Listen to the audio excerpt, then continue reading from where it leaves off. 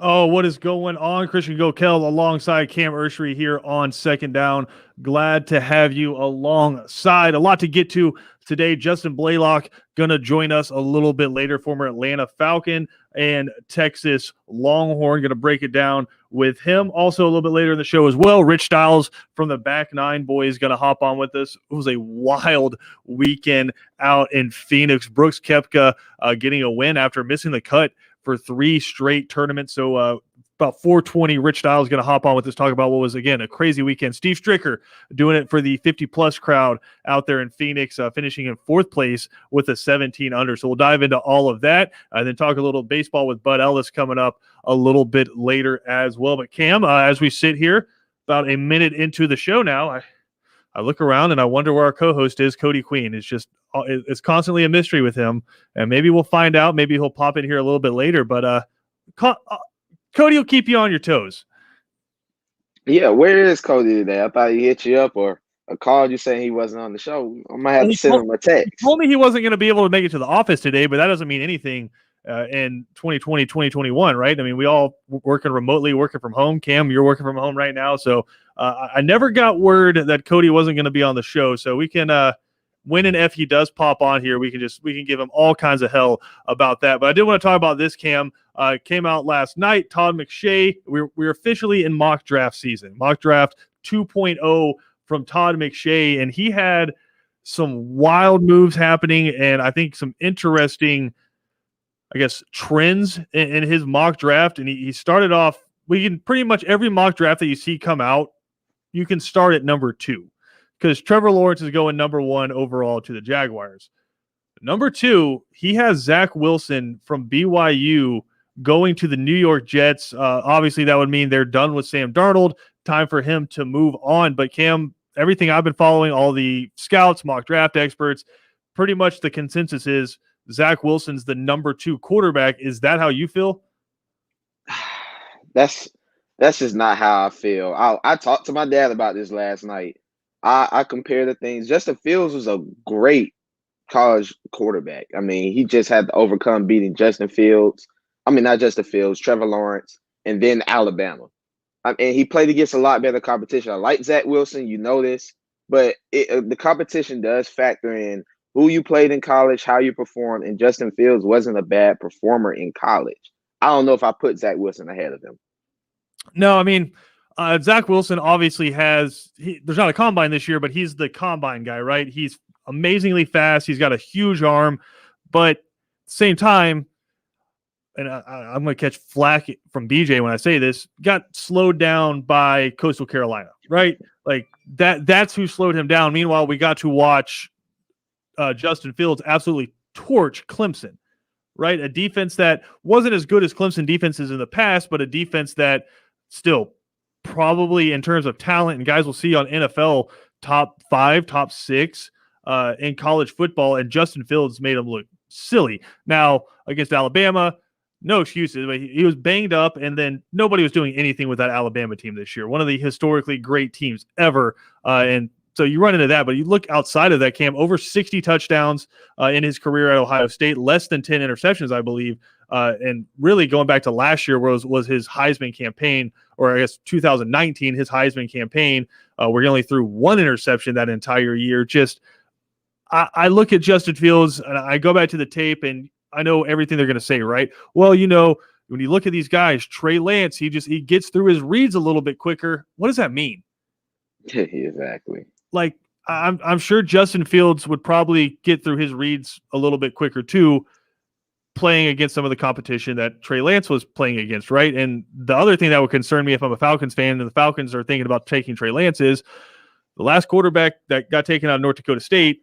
He's currently the biggest controversy in the NFL right now in terms of what's wrong with Philly. Is it Carson Wentz or was it the coaching staff? So I look at Justin Fields, and that's who McShay has going number 4 overall, to Atlanta. I think if you get Justin Fields at 4 and you're focusing on that being your future franchise quarterback, at number 4, I think that's a win for the Falcons because I think he's the second best quarterback in this draft. Yeah, I think he is. And correct me if I'm wrong. He was the number 1 quarterback coming out of high school between him and Lawrence. Number one player, actually. He was number one player coming out of high school. Maybe. I know he was number one dual threat. Trevor Lawrence was number one pro style, which is funny because they both have very similar skill sets. I mean, Trevor Lawrence can run the day football, but yeah, they were 1A, 1B. Interchange how you want. And I think some people will agree with me. Trevor Lawrence is a better quarterback prospect, but who has the more potential, who has maybe a higher ceiling to hit if they're able to hit that higher ceiling. And I think Justin Fields, he's athletic. He's a freak of nature. He's huge. Like, he's huge. I don't think people understand that. And that would be a steal for the Falcons, because I hope this is the last time they're at the number 4 pick. We're hoping that, but yeah. Well, that's what you have to look at too with the Atlanta Falcons. A lot of people saying there's no way that Matt Ryan's not the starting quarterback for the Falcons. I don't know that I would say that. He won't get traded until after June 1st, right? Because you need that new year to start in the NFL. And so if he gets traded after June 1st, saves the Falcons a whole lot of money. But the point you just made, you bring in a new coaching staff. Arthur Smith has a style of offense that's, I don't want to say similar, but more in line with Matt Ryan's MVP season under Kyle Shanahan. Got to think more focus is going to be on finding a running back that you can allow to take the lead, whether that's in free agency or you draft somebody.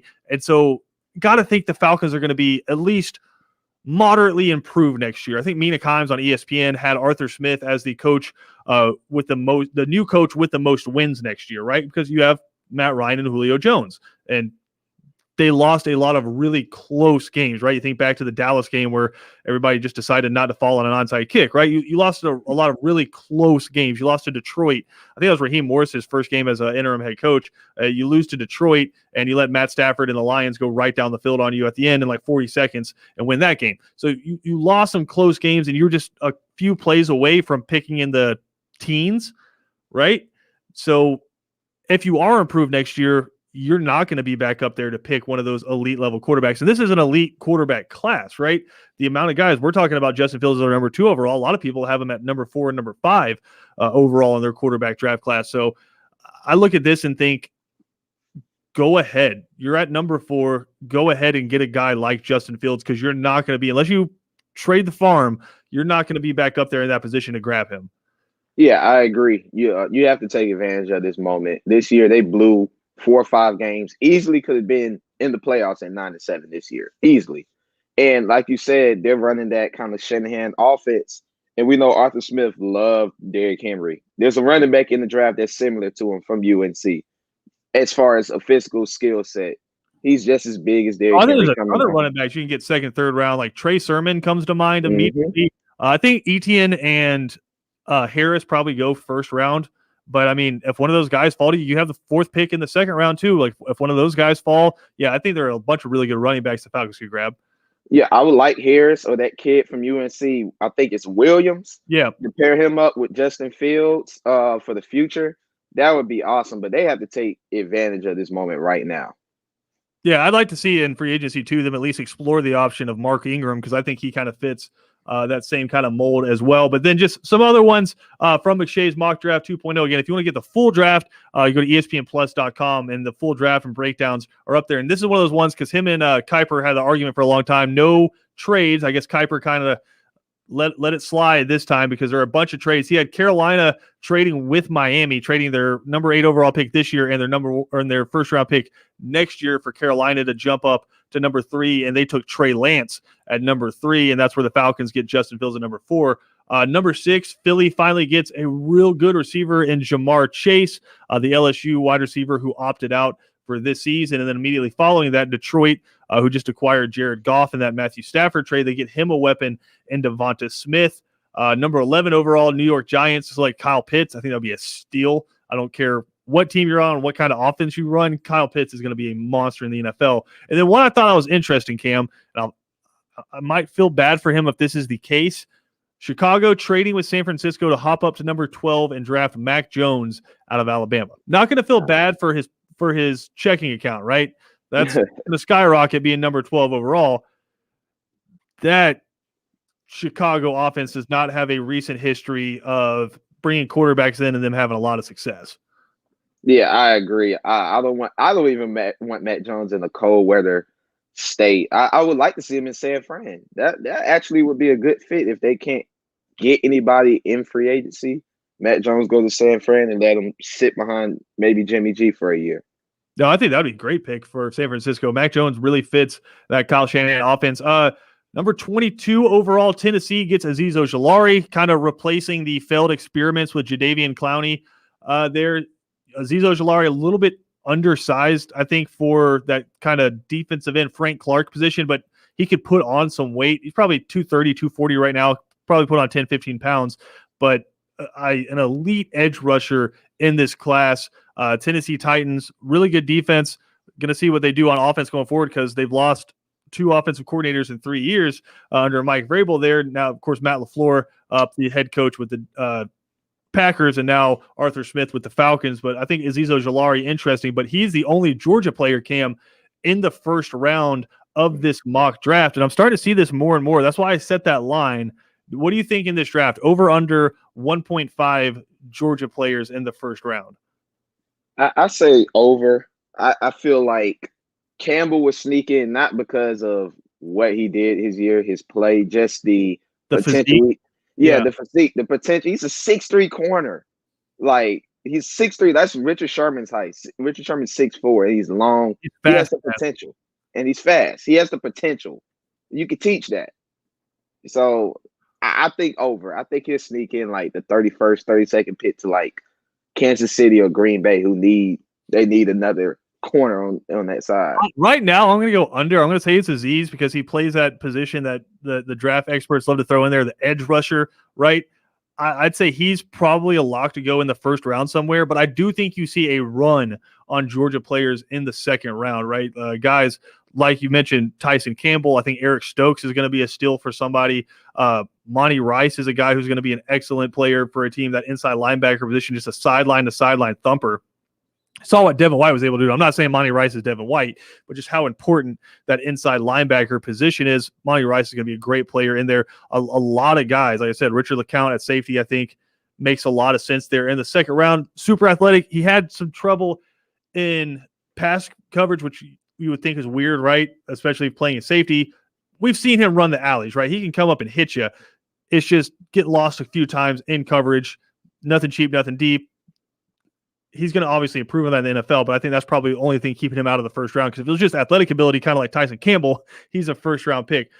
Some other interesting ones, number 23, New York Jets, after getting Zach Wilson, they match him up with Travis Etienne. I think that would probably be a really fun backfield to watch there. Etienne, I'd honestly give the better grade just in terms of where you're able to grab him and the impact he's going to make. Again, a lot of people don't know this for whatever reason, and I think it's probably because the guy he was playing next to at college, Travis Etienne, is the ACC's all-time leading rusher, right? Had a massive game in the national championship they were able to win against Alabama. I think that would be a steal for the New York Jets and a really good first round if they're able to get Zach Wilson and Travis Etienne. Yeah, let's be honest. The Jets need any help that they could possibly get. So anything they get in this draft will make them better. But touching on like everything that you said, this might be a defensive draft just because of what Tampa just did. Yeah, in the Super Bowl, it might be a defensive draft. So we never know what happens at this point. Interesting what you said there about Tampa. Just quickly going through number 25, Jacksonville's second pick, Levi, and I'm going to butcher this last name, Onwuzurike, a defensive tackle from Washington who opted out this past season. And so doesn't really have the hype around it, but before that was a really good run stopper. In Jacksonville, kind of like what you said about New York, Cam, I think with the second pick, you go best available. Just whoever the best available guy is that you think you can go out and get, go grab him. I don't think it matters what position it is outside of quarterback. Go grab that guy. McShay's reasoning with this one was pretty much the same. You need somebody, and he thinks they split it. Go offense with Trevor Lawrence with the first pick, defense with, we'll just call him Levi, with the second pick. And I think that's interesting because I think Christian Barmore is probably the best interior defensive lineman in this class, a guy out of Alabama. I mean, who's the recent Alabama defensive lineman who hasn't worked out, right? A'Shawn Robinson's been awesome. Jaron Reed's been awesome. Quentin Williams has been awesome. Like, who hasn't worked out from these Alabama defensive lines? I think Christian Barmore is just next in line. They have him going number 32 to Tampa Bay, theoretically replacing an Ndamukong Suh if Tampa can't afford to bring him back. The rich, the richer gets richer, man. Anything from Bama, you gotta pick them. That's just me personally, man. I can't pick a defensive I tackle think from the only Washington. position that's like consistently underperformed probably is corner for Hmm. Alabama. Like Drake or Patrick was kind of flamed Yeah, out a little bit, right? It's just they kind of been okay, but then you got guys like Marlon Humphrey who have been really good. But yeah, for the most part, if you pick an Alabama player, you're going to have a guy for the next 5-6 years who's going to be a key contributor on your team. exactly. You know he's gonna come in rookie year and be able to produce. So why not draft him? I don't know why they pass up on him, but we'll have to see. And then one finally here that I thought might have been the most interesting pick, and I think it makes a lot of sense. And one of those picks that maybe puts you over the top. They have Buffalo at 30 taking Najee Harris out of Alabama, like we just talked about. Pair him up with Josh Allen, and if you remember back to the game against, was it Baltimore? One of the rounds that Buffalo played, they didn't run the football in the first quarter. Baltimore. Yeah, that was Right? Yeah, it Baltimore. was Baltimore. Yeah, they didn't run the ball in the first quarter. So they just didn't necessarily trust Devin Singletary and some of the other guys that they have up there. Okay, go get Najee Harris, and he is an every down back for you. Usually running backs that big aren't pass catchers out of the backfield. Did you see that touchdown catch in the national championship? Yeah, he's gonna be just fine catching the balls out of the backfield. So I think that'd be an awesome pick. As an Atlanta Falcons fan, the dream scenario is you get your quarterback at 4, and then Najee falls to like 36 overall, and you're able to grab him there. That's the dream scenario for me, right? And then spend the rest of the draft on defensive linemen. That's all I care about. But I think that'd be a great pick for Buffalo there at 30. Again, if you want to see Todd McShay's mock draft 2.0 in its entirety, all the reasoning behind it, a lot of cool trades in there as well, just go to espnplus.com and you can read it there. We'll come back, going to talk a little Braves. ESPN.com also ranked the rotations coming up for the Major League Baseball season. Again, Cam, we're just a few days away now from the Braves kicking off spring training against the Baltimore Orioles. So we'll dive into all of that when we come back. If you miss any portion of the show, check it out on Spotify, SoundCloud, or Apple Podcast as well. Christian Gokel, Cam Mercer here on Second Down.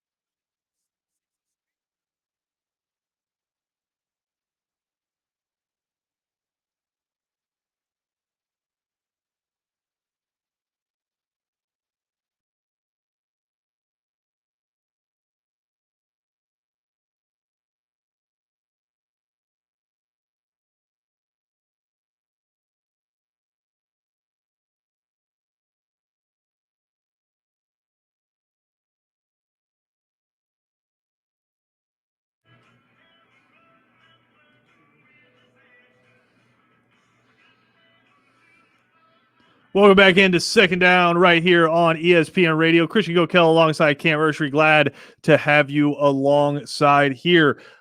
Justin Blaylock, former Atlanta Falcon, going to be joining the show in about an hour. We're going to talk some Atlanta Falcons and some Texas Longhorns. Steve Sarkisian, the new head coach out at Texas, could they immediately become a contender there with Oklahoma in the Big 12? We'll catch up with Justin Blaylock and break it all down coming up. But Cam, as I mentioned, we are just a few days away now from some Atlanta Braves baseball. I just hope you and Cody are ready. So I know Cody's the NFL guy, you're NFL, college football, NBA. That'll be a lot of baseball talk on this here show. I hope you guys are mentally prepared. No, I'm ready. I told you I want to get baseball as my fourth sport and learn a lot about baseball. So you're going to learn a lot. This is the year. So I'm just going to soak everything in. This is the year. And as of right now, MLBPA agreeing on some new terms coming up for the 2021 season. I shouldn't even say new, right? It's some of the same terms from last year and some of the ones that aren't going to be returning, i.e., the 7-inning doubleheaders, if games have to be made up, that's making a comeback. The runner starting on second base, if you go into extra innings, that is making the comeback for 21, right? That's going to be here for this season, and then a new CBA is going to have to be agreed upon in 2022. The universal DH not returning for this season, so some mixing and matching from the 60-game season last year, but really excited. Full 162-game schedule as of right now going to be played, as will a full spring training. Again, we're just a few days away from that right now. And Cam, before we dive into ESPN.com's rankings for potential rotations coming up in 2021, I wanted to just go over with you, man, because there was a lackluster, I guess, kind of into the season, right? Really hot start. You're up big on the Dodgers in that NLCS. First one you had made in a very long time. And then the Dodgers just threw the kitchen sink at you, started hitting bombs, and they go on to win the World Series, right? So just kind of a bad taste in the mouth, but I didn't want it to overcome what was really a dream season for the Atlanta Braves, right? Yeah, it was only 60 games, but you had the NL leader in home runs and RBIs on your team, and Marcell Ozuna. He's coming back. You have Ronald Acuna, who was an MVP candidate a couple years ago and had an unbelievable season this past year as well, and I believe an MVP candidate coming back as well. And then you have the reigning MVP and Freddie Freeman on your team. Oh, and by the way, those guys go 1, 2, 3 in your order. I am overly excited about the chances for the Braves this season.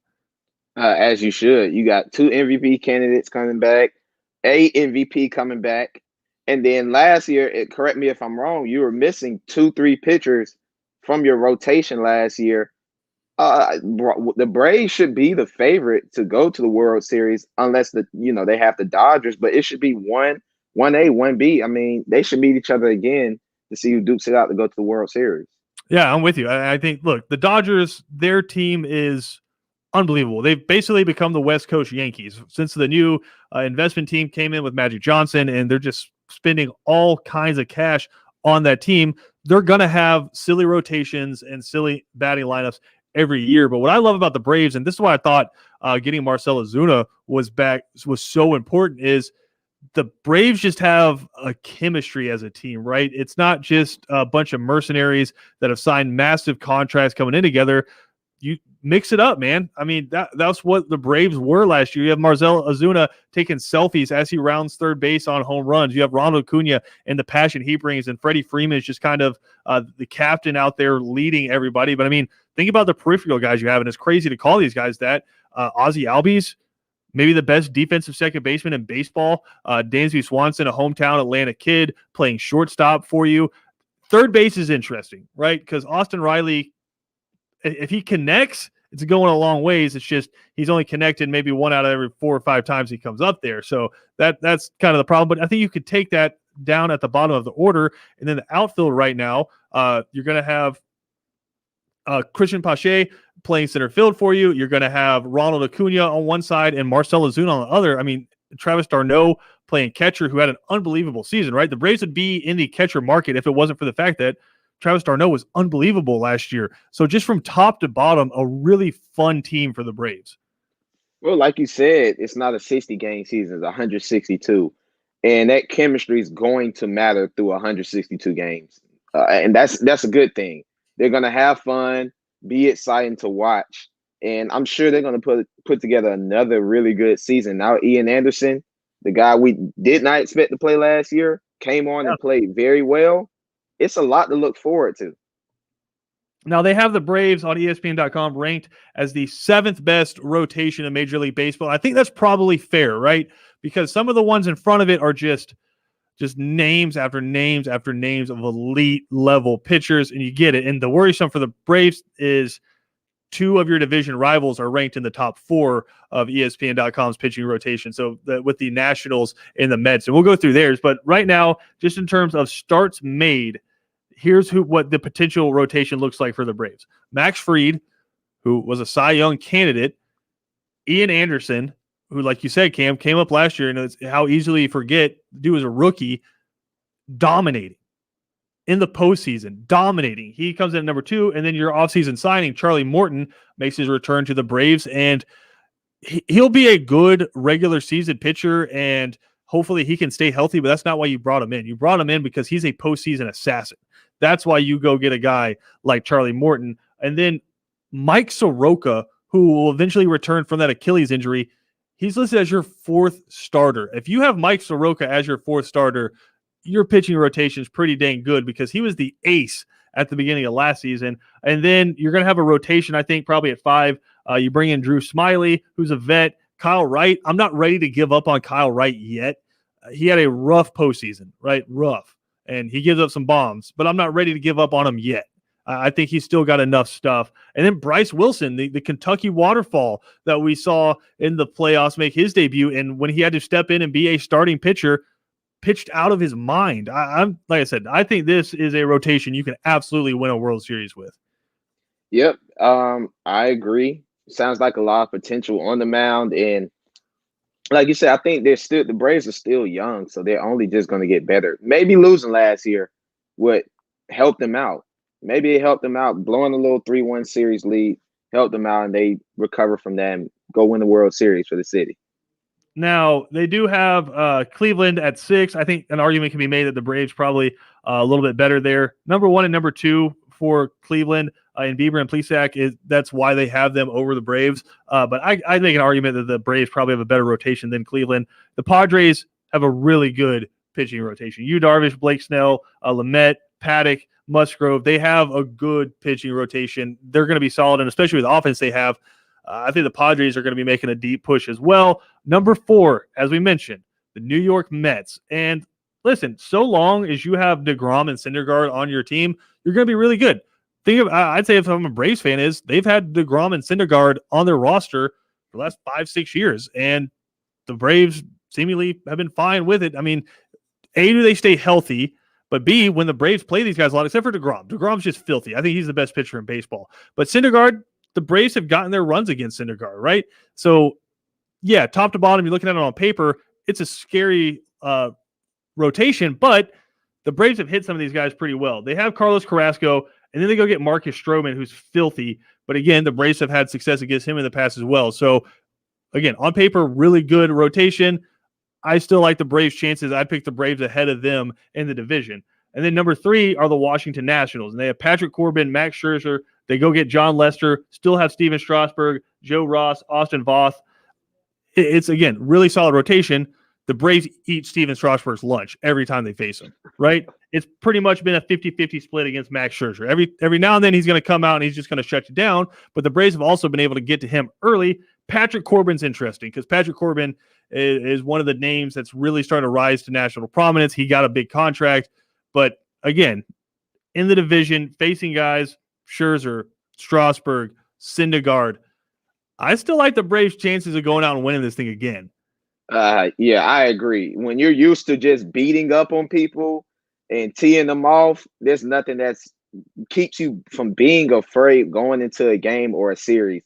So they'll be fine. They're my favorites right now outside of the Dodgers. When they meet up, then we can talk then. But yeah. Hopefully a rematch in the NLCS there. Number 2 on ESPN.com, the New York Yankees. Again, the one of the best pitching rotations money can buy. Garrett Cole, unbelievable. Corey Kluber, great signing. And then if you have number 5, you have Luis Severino as your number 5 pitcher. You're doing something right. New York Yankees are always going to have an unbelievable starting rotation. Then number 1, and this is just, it's silly, but again, this is the best pitching rotation money can buy right now. The Los Angeles Dodgers, the biggest free agent signing of the entire offseason, Trevor Bauer, is their number 1, their new ace. But then you go Walker Buehler, unbelievable. Clayton Kershaw's number 3, right? David Price is number 4, who, say what you will about David Price. He had his struggles in Boston, but still, he's your number 4 starter. And then Julio Urias, who we saw, Cam, when we were watching the postseason, that dude throws the easiest 100-mile-an-hour fastball in baseball right now. I mean, dude throws straight gas. So the Dodgers, if they can stay healthy, that thing is silly. Yeah, I mean, it's like these LA teams, man. They're good right now, all of them. Every sport, they're good. But yeah, that's a deep bullpen. And Kershaw, I mean, I like Kershaw. That's my guy. That's always been my guy. He's good in he's great in the regular season, good in the postseason, but he got over that hump. We're gonna see what he does this year. And then Ben Anderson writing in to us, and just nothing but positivity from Ben. Smiley is trash. Morton showed major signs of declining. Anderson potentially can be a stud, but hasn't pitched in front of a real crowd. Outside of the playoffs, he was shook. Soroka coming off injury is scary. Wright is done. Like, I mean, you can look at all of this a bunch of different ways. It's fine. I look at it as Max Fried was a Cy Young candidate, young. Ian Anderson was a rookie last year and dominated in the playoffs. I think the Braves have a really good rotation. And again, you didn't bring Charlie Morton in for the regular season. You brought Charlie Morton in for the playoffs, where he's been an assassin. So, yeah, we can look at pretty much all of these rotations. I can say Steven Strasburg, he's been up and down, and I don't know how great he's going to be. And some of these other guys are declining. I look at Atlanta's pitching rotation. I think it's the best it's been in a long time. And I feel really comfortable with the fact that the Braves have one of the best offensive lineups in baseball. So I think the pitching rotation is good enough to see them make at least another NLCS run, probably defend their NL East title again. So we got more to come here on Second Down. But hey, Ben Anderson, look, he's keeping us honest. Right, Cam? We get on here, we're talking about the Braves. Maybe we start skewing a little bit towards one side, a little bit too much excitement. But I think we're right. I think the Braves are going to be great. It's a long season. There's going to be some ups and downs. You're going to lose 5 in a row, and Ben's going to be on here telling us what happened. You're going to win 7 in a row. We're going to be on here talking smack to Ben. But that's what makes what we do beautiful. Braves baseball right around the corner. We'll be right back after this.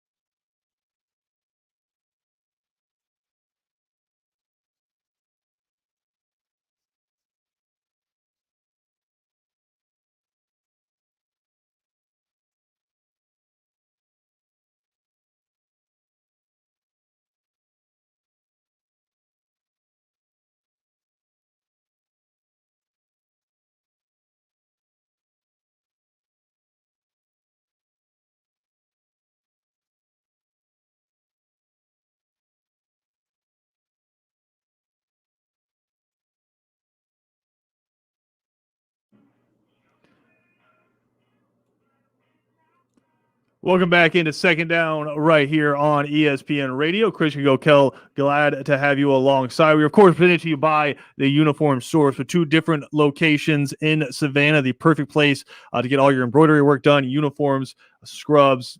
Uniform Source has you covered. Speaking of having you covered, Cam, every now and then you're going to need certain professions in your life, right? You're going to need doctors. Look, we need farmers every day. Big fan of the farmers out there because your boy eats a lot of food. But you're going to need certain professions a few times in your life, and one of them being lawyers. I know lawyers catch a bad rap, but you're going to need them at some point in your life. And sometimes it's for good things. Sometimes it's for settling on a home. Sometimes it's for bad things, like you have to go to criminal court and you need a lawyer to defend you. Well, since 2020 and the coronavirus, a lot of these court dates have become virtual affairs, which is horrifying because a lot of judges and a lot of lawyers are, we'll just say, people of an age that they don't necessarily handle technology great, right? Cam, this sound comes to us from the 394th District Court. An attorney is trying to get on to the Zoom call to represent his client. The judge is waiting for him to get on the Zoom call. And as he gets on the Zoom call, I don't know if it was a child, a friend, or he just clicked the wrong button on his Zoom. In the Zoom box, like we are currently in right now, appears a cat that is voiced by the poor lawyer that is trying to represent his client. So again, this audio comes courtesy of the 394th District Court. Ponton, I believe you have a filter turned on in the video settings. You might want to take we're trying to. Can you hear me, Judge? I can hear you. I think it's a filter. It is, and I don't know how to remove it. I've got my assistant here. She's trying to, but I'm prepared to go forward with it. I'm here live. I'm not a cat. I can see that. Look, man, I'm not a cat. All right, I'm ready. I respect the fact that he was just ready to proceed forward as an animatronic cat, right? Like he was ready to just go forward with this, get his client off. At what point in that, Cam, do you think the client said, "I'm going to jail"? I'm Yeah, I wouldn't be confident in not going to jail. You come on as a cat, so hey, this virtual stuff is weird. It's all weird. Yeah, to any of the lawyers out there listening, is that at the point where you can just say, I did not have competent representation in my trial. I need a mistrial. I need to get back in there. The thing I think is beautiful about this, Cam, is you can hear the exact moment the guy realized he messed up. It's causing him physical pain trying to get this off. A poor man is trying to represent his client, and it's just that's when you know you messed up. If you make this sound, that's not your court case is not going in the right direction. Hey, I feel bad for him. It's just technology. That's what Corona brought to it. So hey, I don't know. Stop playing. Is that the that's sound, funny to you? Is that the sound of anyone who struggles with technology trying to figure it out?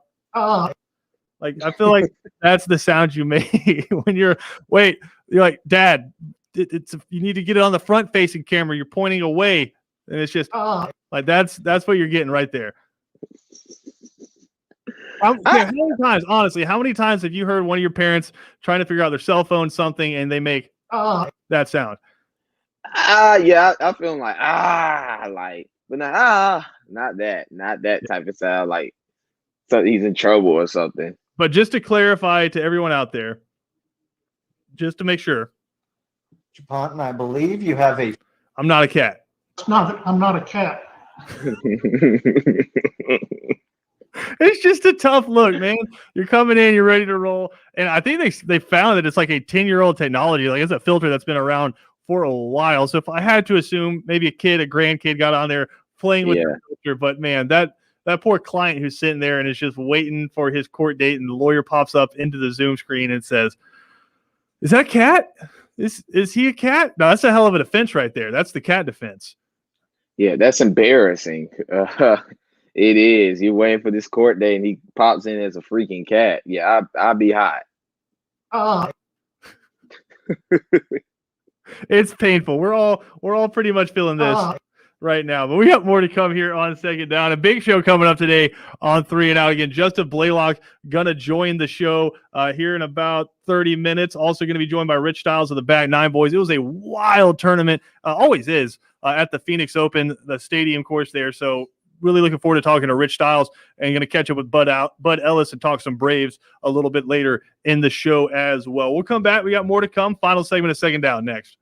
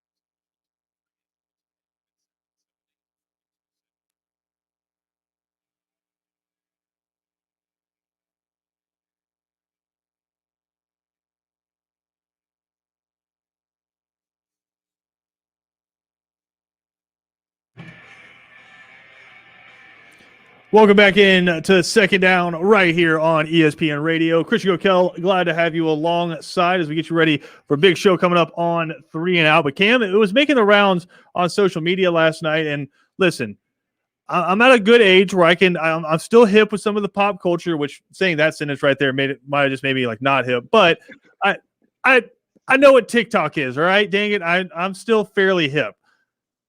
But I also respect and honor some of the athletes and movies and music that maybe the time has passed them on. So I'm in a good spot right now, but it was making its rounds on social media last night.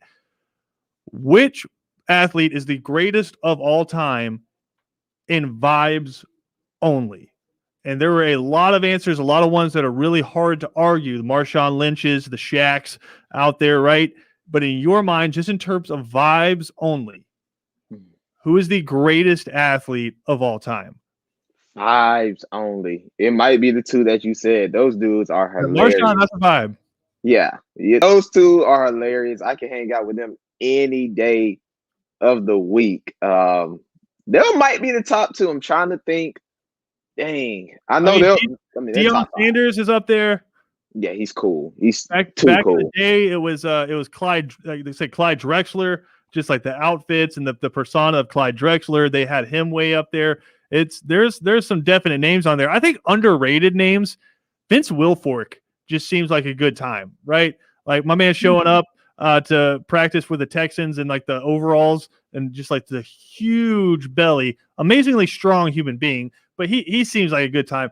I think a guy in terms of vibes, and look, I might be a little biased here, a lot of bias. But a guy from our local area, a good friend of our station, DJ Dallas, who plays for the Seahawks now, played at the University of Miami as well. If you've ever been around him and just like seeing that dude and his intensity on the field and off the field, I'm all with the vibes with DJ. But I mean, there aren't a whole lot of wrong answers here, right?